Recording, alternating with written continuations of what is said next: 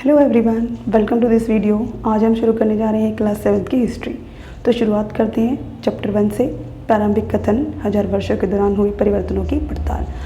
इस चैप्टर में 2 मैप दिए गए हैं, मैप 1 और मैप 2।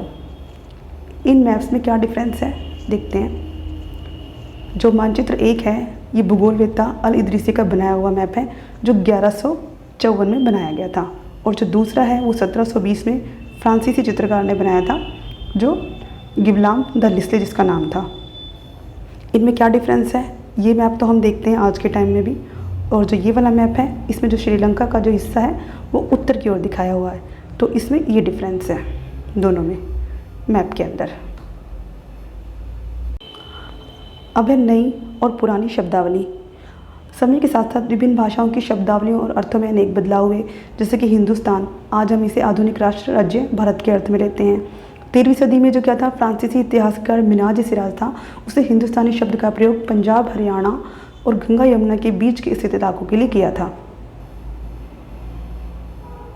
नेक्स्ट, जो 16वीं सदी के आरंभ में बाबर जब आया था तो बाबर ने हिंदुस्तान शब्द का प्रयोग इस उपमहाद्वीप के भूगोल, पशु पक्षियों और यहाँ के निवासियों की संस्कृति का वर्णन करने के लिए किया।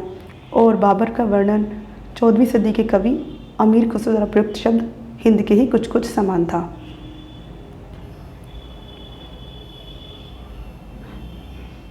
विदेशी क्या होता है?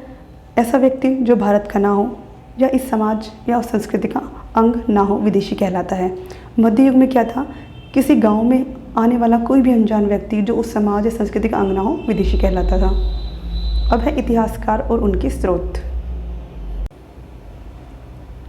इस कालखंड के ऐतिहासिक स्रोत, सिक्के, अभिलेख, स्थापत्य कला तथा लिखित सामग्री की संख्या और विविधता बढ़ गई थी। लोग धर्म ग्रंथों, शासकों के वृत्तांत, संतों के लेखन तथा उपदेश, अर्जियां, अदालतों के दस्तावेज, हिसाब तथा करों के खाते इत्यादि कागजों पर लिखने लगे।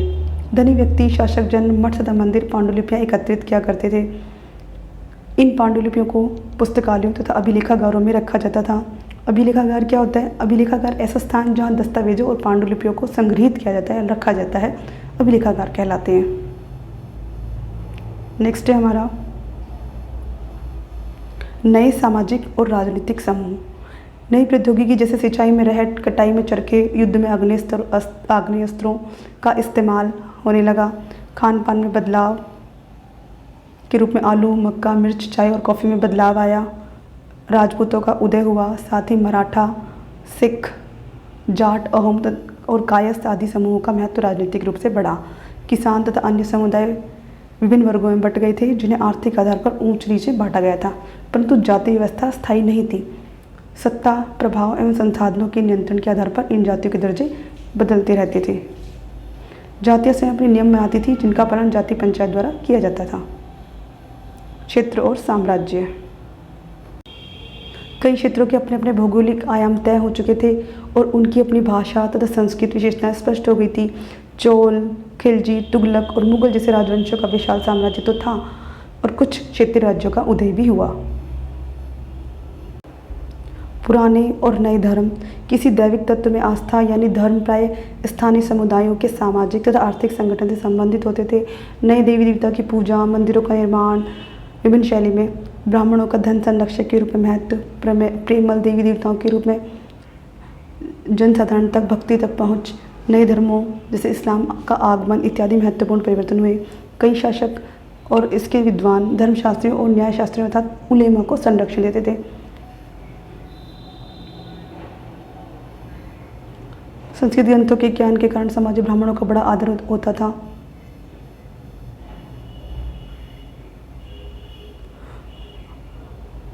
शिया जो थे पैगंबर साहब के दामाद अली को अपना नेता मानते थे, और सुन्नी ये खलीफाओं को मानते थे। इस्लाम के आरंभिक दौर में इस धर्म का नेतृत्व करने वाले खलीफा कहलाते थे, और आगे भी इनकी परंपरा चलती रही। इस्लामी न्याय सिद्धांत में भारत में हनफी और शफी हैं।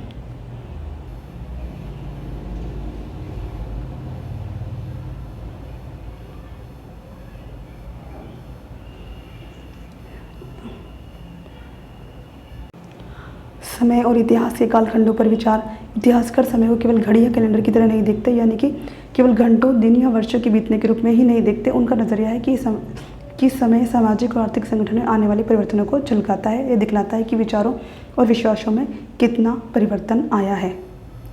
19वीं सदी के मध्य में अंग्रेजी इतिहासकार ने भारत के इतिहास को 3 युगों में बांटा, हिंदू, मुस्लिम और ब्रिटिश। यह विभाजन जो था विचार आधारित था।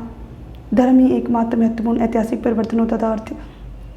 अर्थव्यवस्था, समाज और संस्कृति में कोई भी महत्वपूर्ण बदलाव नहीं आता। इस दृष्टिकोण से इस उपमहाद्वीप की अपार विविधता की भी उपेक्षा हो जाती थी। अधिकतर इतिहासकार आर्थिक तथा सामाजिक कारकों के आधार पर ही अतीत के विभिन्न कालखंडों की विशेषता तय करते हैं। भारत के इतिहास के ये 1000 साल अनेक बदलावों के साक्षी रहे हैं। आखिर 16वीं और 18वीं शताब्दी 8वीं या 11वीं शताब्दियों से काफ़ी भिन्न थी, इसलिए इस सारे काल को ऐतिहासिक काल के रूप में देखना समस्याओं से खाली नहीं है। फिर भी मध्यकाल की तुलनाएं प्राय आधुनिक काल से की जाती है।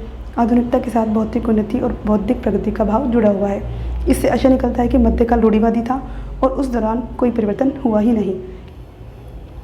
इन 1000 वर्षों के दौरान इस उपमहाद्वीप के समाजों में प्राय परिवर्तन आते रहे और कई क्षेत्रों की अर्थव्यवस्था तो इतनी समृद्ध हो गई कि उसने यूरोप की व्यापारी कंपनियों को भी आकर्षित करना प्रारंभ कर दिया। इसके साथ ही हमारा chapter complete. Thank you so much. Like, share and subscribe.